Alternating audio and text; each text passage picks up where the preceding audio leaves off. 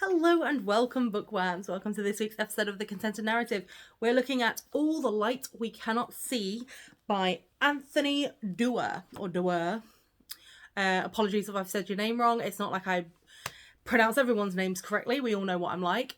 So Michael got this for me when I was still doing the book to film adaptations on this channel before I realised that I just couldn't keep up with doing book to film adaptations as often as I was doing. So I cut this back to just the book review channel.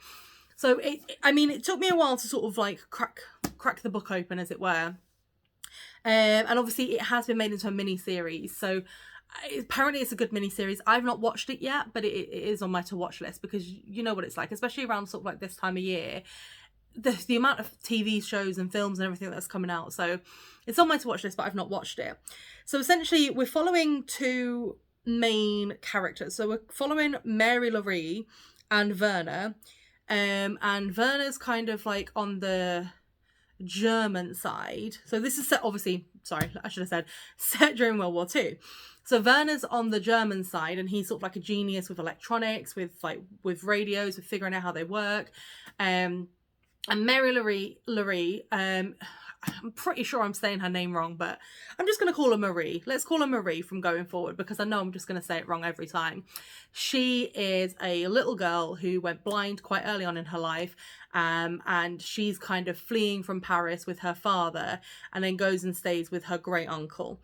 And it follows their story. So you've got the story of what's happening at that moment in time, and you've got the stories of how they got to that moment in time. So obviously you've got it from like when they were growing up and how they were then slowly becoming the people that they were becoming.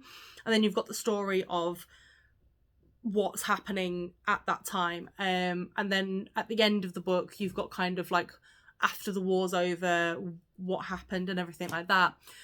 So, I mean, I enjoyed it.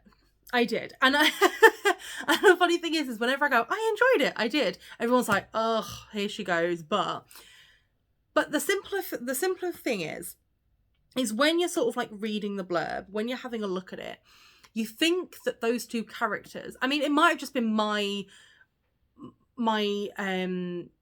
what's the word?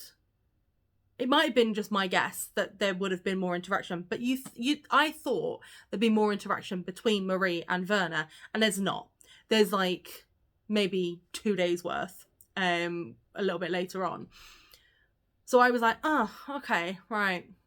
But it was an enjoyable read, because it was very interesting to see with Werner how he starts off, he's just got a passion for electronics, but then slowly, as sort of like Hitler's gaining power and the Hitler Youth become a thing, and you know, they start seeing his abilities to do the radio, to find radio signals and everything. So they lie about his age. They say he's older than he is. And then he's surrounded by people that are exactly like, do you know what I mean? That are fanatical. And it's interesting to see his journey of becoming a child that just loved everything and was inquisitive, to becoming someone that goes, yeah, no, this is what we need to be doing because nobody else. But then you slowly see him realizing as well that he doubts himself, and he goes, is this actually what we should be doing? Like, am I actually on the right side? Am I doing the right thing? And it's really good to sort of see his character's progression over the time. And honestly, like, his ending was a shock to me, but it also felt fitting. So I'm not going to tell you how his story ends, but 100%, you know, just tell me, say below in the comments if you agree that his ending was acceptable, but a bit of a shock at the same time, being like, yeah, I can see how that would happen for him. I can see why he would do that. And then Marie's story, I liked, but I didn't like it as much. I found it quite interesting. I found the fact that, you know, this girl is just doing everything, and the fact that she kind of just follows her father and does everything, and then she's realizing that actually the world isn't the perfect place it's supposed to be. She's trying to figure it out while not being able to see anything. Her dad disappears, and this isn't a spoiler, we never find out what happens to the dad, which is heartbreaking. She never gets closure on that. But so her dad disappears because he's arrested for suspicious behaviour, which could have been absolutely anything. And so she then builds up this relationship with her great uncle, who is a known recluse. And it's seeing how she's growing into a young woman, but realizing that actually what's happening, although she can't see, although, you know, she's still a part of it, she still has an impact on what goes on around her. And although she may not know the terrain, there are still things that she can do. And it was really good to see that character development through herself as well.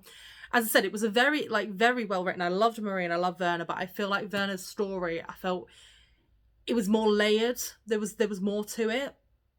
The reason why I didn't enjoy this book as much as I would have loved is simply because of the ending. There's a scene with Werner's sister, Jouette, or Jouette. I don't know if I'm saying that right. And I do not think it needed to be put in.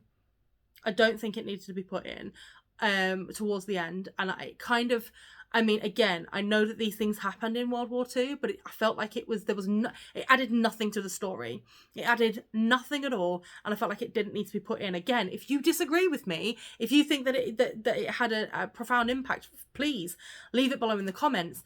But also the sort of the where are they now? And I know I've said in a previous one that I like finding out more about characters and stuff, but sometimes, as I said before, I like sort of like when they end the stories where they end it. And I do feel like with her story and with all the character stories, the where are they now kind of like after the war, I don't know, it just felt like it was not needed. I feel like, you know, Anthony did a really good job of like, if I hadn't have read the final sort of chapters, if I'd have just finished when Marie and Werner, when it sort of like the war had ended almost, I feel like that would have been a much better book in my eyes and I would have enjoyed it a lot more. There's not to say that other people out there don't enjoy those where are they now. But similarly, like with the last Harry Potter, that final bit where it's like, where are they now? I actually don't like that final chapter. I think it's not needed. But that's my own opinion. Obviously, as I said, if you agree or disagree with anything, but I would say give it a read because for the most part, it's brilliantly written. It's a very interesting read. I love the characters that they've got. I love the layers that they've got. And, you know, I think it's worth having that read. But again, if you agree or disagree with anything that I say, please leave it below in the comments. I'm more than happy to read your comments.